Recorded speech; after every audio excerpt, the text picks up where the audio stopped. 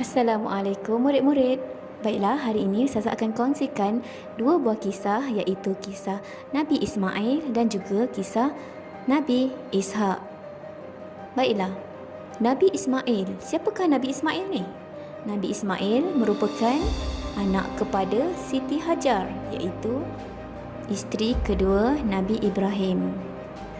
Semasa Siti Hajar sedang mengandungkan Nabi Ibrahim, Siti Hajar seboleh mungkin ingin menyembunyikan kandungan yang sedang dikandungnya, di mana dikatakan dalam riwayat Bukhari, Ibnu Abbas berkata orang pertama yang memakai bengkung ni adalah Siti Hajar, di mana tujuannya untuk menyembunyikan kandungannya dari Siti Sarah. Kenapa Siti Hajar memakai bengkung ni? Kerana Siti Hajar tak nak Siti Sarah terluka atau terkecil hati dengan kandungan yang sedang dikandungnya. Okey. Tapi makin lama perut Siti Hajar makin membesar lah, sebab kandungannya dah mencapai berbulan-bulan. Kat situ terbongkarlah yang Siti Hajar sedang mengandung. Ketika Nabi Ibrahim dapat tahu yang Siti Hajar mengandung, gembiralah Nabi Ibrahim kerana ada keturunan.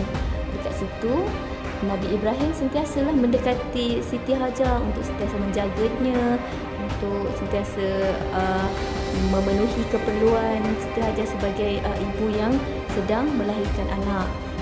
Tapi bagi Siti Sarah pula, dekat situ Siti Sarah mula rasa terkecil hati kerana Nabi Ibrahim sentiasa pergi kepada Siti Hajar.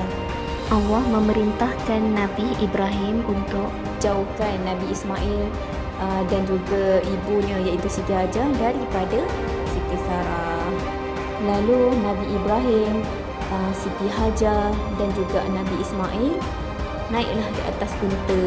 Kemudian mereka bertawakal ke mana unta itu akan pergi. Mereka keluar masuk ke lautan pasir dan padang terbuka, di mana panas matahari sangat pedihnya di atas kepala. Jadi kat situ mereka tak tahu nak pergi ke arah mana, dan mereka bertawakal kepada Allah di mana unta itu akan berhenti. Di situlah mereka akan tinggal di situ. Akhirnya unta yang mereka naiki pun berhenti di satu tempat yang dinamakan Mekah. Dan semasa Nabi Ibrahim ingin meninggalkan Siti Hajar dan juga anaknya Nabi Ismail,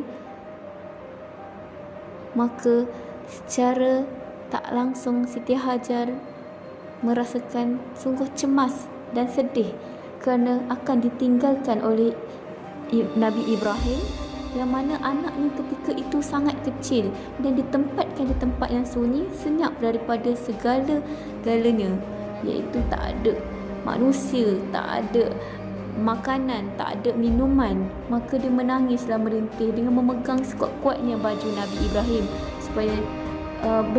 supaya diberi belas kasihan, jangan tinggalkan seorang diri, sebab tak ada makanan, tak ada minuman di tempat itu. Apabila Nabi Ibrahim mendengar keluh kesah isterinya, maka seorang suami, iaitu Nabi Ibrahim, tidak sampai hati, tak tergamak untuk meninggalkan Siti Hajar di tempatnya seperti itu. Tetapi dia sedar bahawa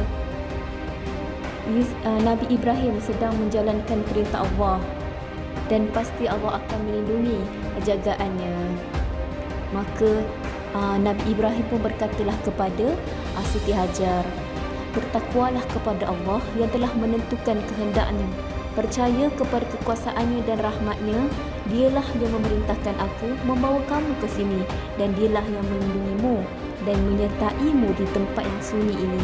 Sesungguhnya kalau bukan perintah dan wahyunya, tidak sesekali aku tergamak meninggalkan kamu di sini seorang diri bersama putera yang sangat kucintai ini. Percayalah wahai Hajar, bahawa Allah yang Maha Kuasa tidak akan melantarkan kamu berdua tanpa perlindungannya. Rahmat dan barakahnya tetap akan turun di atas kamu untuk selamanya, insya-Allah. Itulah kata-kata Nabi Ibrahim kepada Siti Hajar. Apabila Siti Hajar mendengar sahaja kata-kata Nabi Ibrahim, maka genggaman pada baju Ibrahim pun dilepaskannya, dan unta yang ditungganginya pun pergi meninggalkan Siti Hajar dan Nabi Ismail. Maka tinggallah Nabi Ismail dan juga ibunya Siti Hajar di satu tempat padang pasir yang tandus, yang tiada air, tiada makanan. Mereka berdua sahaja tinggal di situ.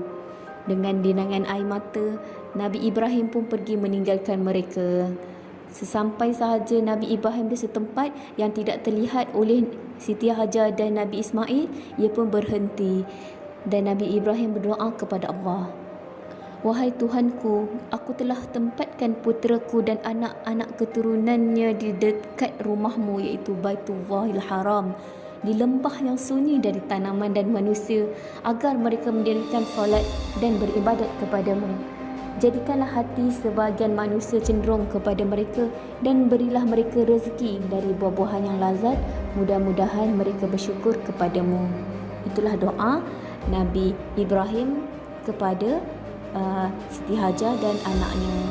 Setelah hari demi hari, minggu demi minggu, bulan demi bulan, maka bekalan dan minuman yang dibawa, yang dibekalkan oleh Nabi Ibrahim kepada mereka habis. Mulalah terasa oleh Siti Hajar beratnya bebanan hidup yang harus ditanggungnya sendiri tanpa bantuan suaminya. Ia harus mendapatkan minumannya sendiri, makanannya sendiri. Ketika itu Nabi Ismail masih kecil, dia masih disusui oleh Siti Hajar. Maka ketika itu Siti Hajar berlarilah daripada Safa dan Marwah berulang kali untuk mendapatkan air untuk anaknya Nabi Ismail. Dan bila mana ketika Siti Hajar berulang alik pergi daripada Bukit Safa ke Marwah, Bukit Marwah ke Safa, mulalah ia rasa putus asa dan hampir putus asa.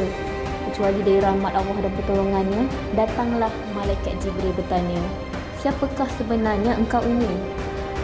"Aku adalah hamba sahaya Ibrahim," jawab Hajar. "Kepada siapa engkau dititipkan di sini?" tanya Jibril. "Hanya kepada Allah," jawab Hajar. Lalu berkata Jibril, "Jika demikian, maka engkau telah dititipkan kepada Zat yang Maha Pemurah lagi Maha Pengasih, yang akan melindungimu, mencukupi keperluan hidupmu dan tidak akan mensia-siakan kepercayaan ayah puteramu kepadanya." Kemudian malaikat Jibril meminta supaya Siti Hajar meletakkan Nabi Ismail di atas sebuah tempat. Dan bila mana Nabi Ismail menghentakkan kakinya ke tanah, maka keluarlah air daripada sumber air itu dengan deras. Maka gembira dan legalah hati Siti Hajar melihat air yang memancur itu. Siti Hajar pun segera memberi minum kepada Nabi Ismail dan terlihat segarlah wajah puteranya itu. Setelah sekian lama Siti Hajar dan anaknya Nabi Ismail hidup dan tinggal di situ, maka Nabi Ibrahim pun pulang. Apabila Nabi Ibrahim pulang, alangkah terkejutnya beliau apabila ternampak mata air yang melimpah dan tenang berhampiran dengan tempat tinggal isteri dan anaknya. Dan Nabi Ibrahim melihat isteri dan anaknya hidup sihat dan mencukupi. Dan kemudian Siti Hajar pun berceritalah kepada Nabi Ibrahim apa yang berlaku, dan Nabi Ibrahim memuji kebesaran Allah Ta'ala kerana telah mengabulkan doanya terdahulu.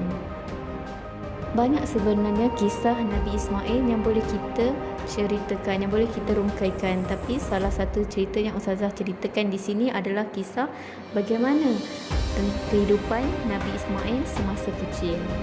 Dan daripada kisah ini dapat dilihat tentang berlakunya pensyariatan rukun haji, iaitu sa'i, di mana ibunya Siti Hajar berulang alik daripada Bukit Marwah dan Safa untuk mencari air buat Nabi Ismail.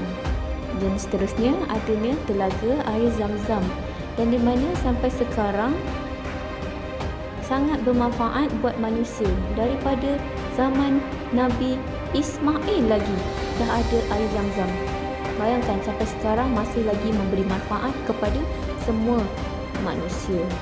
Dan satu pelajaran ataupun kesimpulan daripada kisah Nabi Ismail ini ialah ketaatan Nabi Ibrahim dalam mentaati perintah Allah untuk meninggalkan Nabi Ismail dan isterinya Siti Hajar di satu tempat yang kosong.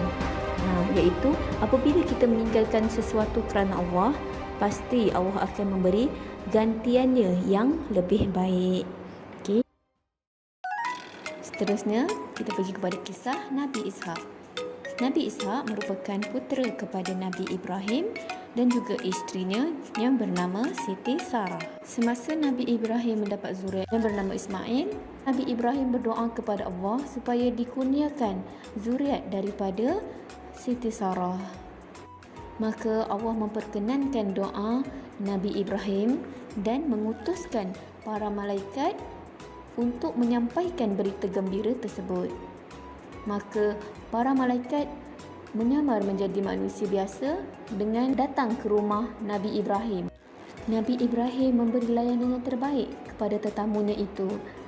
Sedangkan Nabi Ibrahim tidak tahu tetamunya itu adalah para malaikat. Ketika Nabi Ibrahim menghidangkan makanan kepada mereka, Nabi Ibrahim terkejut kerana para tetamu tidak mengusik makanan yang Nabi Ibrahim hidangkan, sehingga timbul rasa takut kepada Nabi Ibrahim. Maka para malaikat pun memberitahukan hal yang sebenar kepada Nabi Ibrahim bahawa mereka adalah para malaikat utusan Allah yang diberi tugasan untuk beri kabar gembira kepada Nabi Ibrahim bahawa Nabi Ibrahim akan dikurniakan seorang cahaya mata. Siti Sarah yang di sebalik tirai mendengar perbualan antara para malaikat dengan Nabi Ibrahim.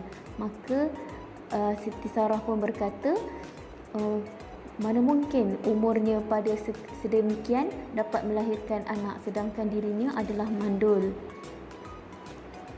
Dan ada sebuah riwayat yang mengatakan bahawa umur Nabi Ibrahim pada ketika itu hampir 100 tahun dan Siti Sarah pula 90 tahun. Kemudian para malaikat menjawab, demikianlah Tuhan memfirmankan, sesungguhnya dialah yang maha bijaksana lagi maha mengetahui. Surah Az-Zari'at ayat 30. Telah mendengar kata-kata para malaikat, maka gembiralah hati Nabi Ibrahim dan juga Siti Sarah. Sebaik sahaja mendengar kata-kata para malaikat itu, maka tenanglah hati Nabi Ibrahim dan juga Siti Sarah. Selang beberapa waktu kemudian, lahirlah seorang putera yang diberi nama Ishak oleh Nabi Ibrahim. Nabi Ishak lahir 14 tahun selepas kelahiran Nabi Ismail. Al-Quran tidak menyebutkan panjang lebar tentang kisah Nabi Ishak dan juga kepada kaum yang diutuskan. Tetapi Allah memuji Nabi Ishak di beberapa tempat di dalam Al-Quran. Di antaranya dalam surah As-Sad ayat 45 hingga 47. Dan ingatlah hamba-hamba kami Ibrahim, Ishak dan Yaqub yang mempunyai perbuatan-perbuatan yang besar dan ilmu-ilmu yang tinggi. Sesungguhnya kami telah mensucikan mereka dengan menganugerahkan kepada mereka akhlak yang tinggi, iaitu selalu mengingatkan manusia kepada negeri akhirat. Dan sesungguhnya mereka pada sisi kami benar-benar termasuk orang-orang pilihan yang paling baik. Cukup saja kisah Nabi Ismail untuk hari ini. Okay, murid-murid, stay safe dan selamat beramal. Assalamualaikum warahmatullahi wabarakatuh.